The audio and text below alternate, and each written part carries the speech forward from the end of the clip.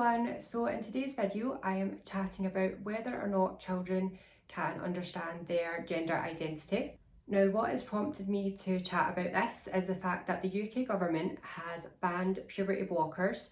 They banned them in December 2020, which was only a few months ago. So this decision has unsurprisingly caused some uproar within the trans community. If you don't know what puberty blockers are, what they do is they stop your puberty and the gender that you were born, so that you can then start puberty and taking hormones and things to then have puberty and the gender that you want to be. So the UK government has banned them being prescribed to anybody under the age of 16. Now, this is not a decision I agree with because, you know, by the age of 16, puberty is usually happened and progressed quite a lot. And I just feel that it would cause distress for people that genuinely have gender dysphoria being delayed treatment. Now, the reason for them being banned is the government said that people are unable to give informed consent when they are under the age of 16. Now, I just feel like that's not accurate because I remember being that age and I remember feeling really strongly that I needed to be a girl and just feeling really distressed by the fact that I was becoming male and was going through male puberty. So for me personally, I did take puberty blockers, but I didn't take them until I was 16 anyway, because back then the law was actually the same as it's been changed to, where you had to be that age before you could have them. But also I didn't have my first appointment in a gender clinic until I was 16 anyway, just because of the way it worked out. I was that age by the time I got an appointment. But I feel like if I had went earlier and I'd went when I was 12 or younger and was being told that I would have to wait till I was 16, I would have been really annoyed and just would have caused me more upset. Yeah, I know it's only like maybe a few more years that the children would have to wait, but when you're that age, a few years seems so much longer. I mean, right now I can think back to 2 years ago and it seems like yesterday, but I remember being 12 or 13 and 2 years just felt like a much longer time to wait. Don't get me wrong, there probably has been cases where people have been wrongly diagnosed as being transgender, as having gender dysphoria when they actually weren't suffering from that. I'm not trying to deny that that happens, but I think they probably need to work on the counselling and therapy that people have within these clinics rather than just having a total ban of puberty blockers. And to be honest, I'm not really surprised that some children do think that they're transgender, because the boxes that we try to put people in are really narrow. You know, boys are told that they should like blue, like football and cars. Girls are told that they should like pink and dolls and princesses.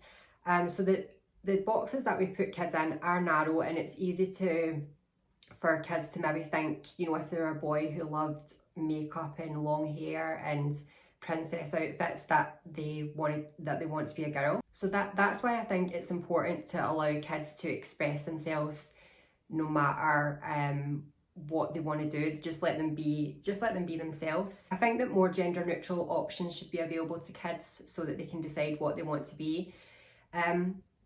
I don't think that we should erase stereotypes, because I know for me as a transgender woman that stereotypes are actually one of the things that helped me kind of find myself and find what gender I am.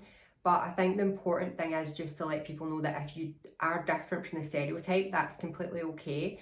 To let children know that they can be completely themselves and that they don't have to fit into a box and be this or that. I think that the younger a child is, they probably don't understand their gender identity as much. It definitely, I think, becomes more clear the older that they get.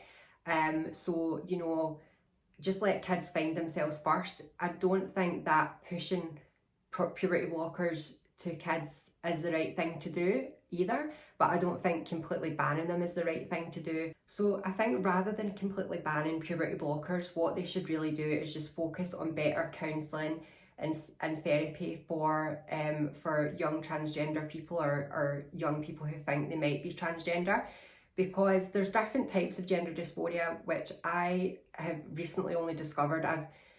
I've been transgender for over 10 years, but I've only recently really discovered and thought about the different types of gender dysphoria. So there's the social side of it, where you want to be seen as, for me example, I want to be seen as a woman. I want people to think I'm a woman and treat me like a woman, and that's all social, which is completely separate from the body side of it, which is where you want to modify your body to be the gender that you are. And I think that's the important key, because when children are younger, they're only really mostly concerned about the social side. They're too young to really be thinking about their bodies at that age. People don't really know, or just don't really think about their bodies. They're just being kids and just playing and just being happy being children. So they're more concerned about the social side of gender dysphoria. So for some people, it might be enough to just socially be seen and treated as the gender that they want to be without going through any medical treatment. And that's completely fine. And I think the more tolerant we're getting as a society, people are kind of like realizing that that's an option, that you can just be whatever way you want to be. So I really feel that these psychologists, when they're chatting to children, they should be figuring out what is the main drive to the child wanting to change gender. I also think as well, it's important for the children to know that are going to these gender clinics that there's no right or wrong answer. They should know that whatever they say is going to be taken seriously and seen as valid, because I think there was some transgender people I've spoke to, I know that they sometimes get scared, they'll say the wrong answer and then they're going to be told, oh, you're not transgender, you've not got gender dysphoria. I think there needs to be more of an emphasis on like just being like, well, there's no right or wrong answer. If you feel this way, it's valid. Because then that way the psychologist can find out, you know, if this person isn't going to be distressed by their body changing, going through puberty as this certain gender they were born, then they probably don't need to be put on blockers, because they're not going to be distressed by going through puberty. I know for me, when I started going through male puberty, I found it very distressing.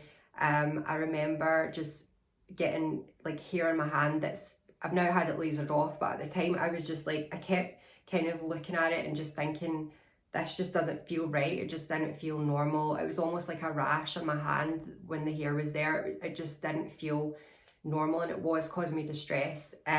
So little things like that, where I feel like for me, I probably would have benefited from having the puberty blockers as soon as puberty came in. I mean, I definitely think that by the age of like 10, 11, 12, those sort of ages, I think that people really do know and can identify their gender. But don't get me wrong, I don't think the puberty blockers should be prescribed lightly. I think there should be a lot of meetings, a lot of psychology meetings where they're just figuring out if this is right for the child. And I think the child should go to the appointments at the start knowing that the aim isn't to put them on medication. If they can be happy with themselves as they are, then that's kind of a better thing than having to be on medication. Because then that lets the child know that there's no right or wrong answers, that they can just be themselves without being judged. Because I think some people in the trans community do worry that they're not trans enough. And because you worry about being judged by people that are narrow-minded, but then you also worry about being judged by people for not being trans enough. And I think that needs to stop. I think people just need to be able to be themselves, no matter how that is. Just if you're not hurting or harming anybody, then you should just be allowed to be yourself and who you are. But thanks for watching this video. I hope you enjoyed, and I will see you in the next video. Bye.